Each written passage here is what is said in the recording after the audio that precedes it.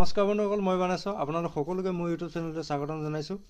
আজি পুনৰ মই আপোনালোকলৈ কেইটামান অসমীয়া কুইজ লৈ আহিছোঁ, যিকেইটা কুইজৰ উত্তৰ আমি জানি থোৱাটো অতিকৈ দৰকাৰী। গতিকে বন্ধুসকল, ভিডিঅ'টো শেষলৈকে চাই থাকিব। যদি মোৰ চেনেলটো নতুনকৈ চাইছে তেন্তে লাইক, কমেণ্ট, শ্বেয়াৰ কৰিব, লগতে ছাবস্ক্ৰাইব কৰি বেল আইকনটো দবাই দিব। আহক পলম নকৰি আজি ভিডিঅ'টো আৰম্ভ কৰোঁ।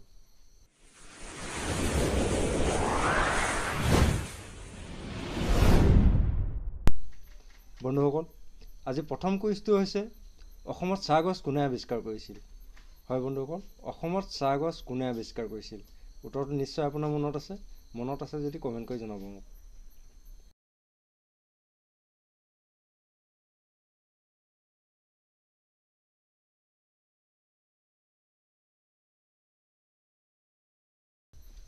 বন্ধুসকল, উত্তৰটো হৈছে চি.এ. বুছ। হয় বন্ধুসকল, অসমত চাহগছ প্ৰথম আৱিষ্কাৰ কৰা ব্যক্তিজন হ'ল চি.এ. বুছ। আমি দ্বিতীয় কুইজটোলৈ যাওঁ। দ্বিতীয় কুইজটো হৈছে হাতী দাঁতৰ সামগ্ৰী নিৰ্মাণ কৰা অসমৰ ঠাইখনৰ নাম কি? হয় বন্ধুসকল, হাতী দাঁতৰ বস্তু নিৰ্মাণ কৰা অসমৰ ঠাইখনৰ নাম কি? যদি আপোনাৰ মনত আছে তেন্তে কমেণ্ট কৰি জনাবচোন।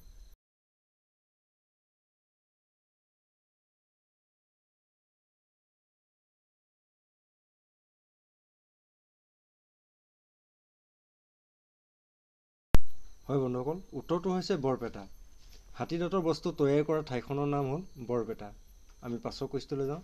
পাছৰ কুইজটো হৈছে অসমত কপাহ উৎপাদন হোৱা ঠাইখনৰ নাম কি? হয় বন্ধুসকল, অসমত কপাহ উৎপাদন কৰা ঠাইখনৰ নাম কি? যদি আপোনাৰ মনত পৰিছে তেতিয়াহ'লে উত্তৰটো জনাবচোন।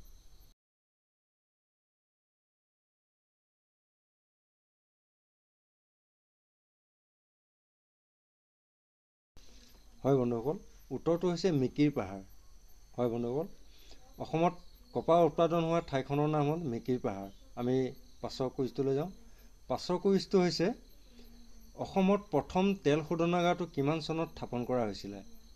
হয় বন্ধুসকল, অসমত প্ৰথম তেল শোধনাগাৰটো কিমান চনত স্থাপন কৰা হৈছিল? উত্তৰটো যদি আপোনাৰ মনত পৰিছে কমেণ্ট কৰি জনাবচোন।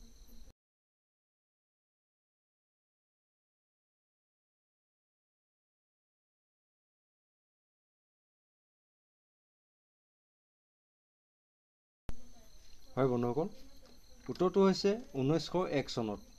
অসমত প্ৰথম তেল শোধনাগাৰটো 1901 চনত স্থাপন কৰা হৈছিল। আমি পাছৰ কুইজটোলৈ যাওঁ।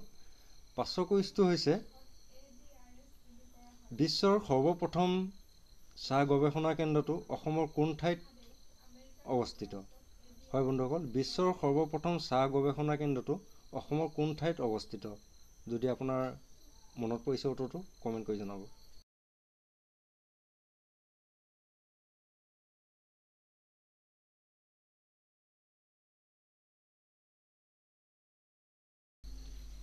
হয় বন্ধুসকল, উত্তৰটো হৈছে যোৰহাট জিলাৰ টোকলাইত।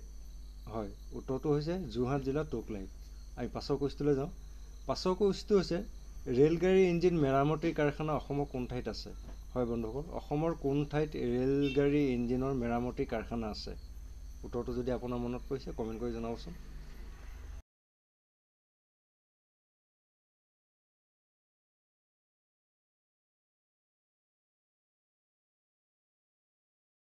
হয় বন্ধুসকল, উত্তৰটো হৈছে বঙাইগাঁৱত। হয়, উত্তৰটো হৈছে বঙাইগাঁৱত। আমি পাছৰ কুইজটোলৈ যাওঁ। পাছৰ কুইজটো হৈছে অসমত কিমান চনত ৰেল সেৱা আৰম্ভ কৰা হয়? হয় বন্ধুসকল, অসমত কিমান চনত সৰ্বপ্ৰথম ৰেল সেৱা আৰম্ভ কৰা হয়? যদি উত্তৰটো আপোনাৰ মনত আছে কমেণ্ট কৰি জনাব।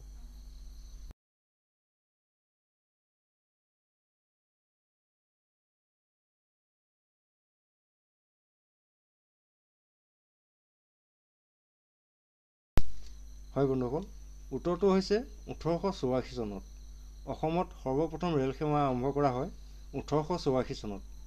আমি পাছৰ কুইজটোলৈ যাওঁ। পাছৰ কুইজটোৰ উত্তৰ আপোনালোকে দিব লাগিব বন্ধুসকল।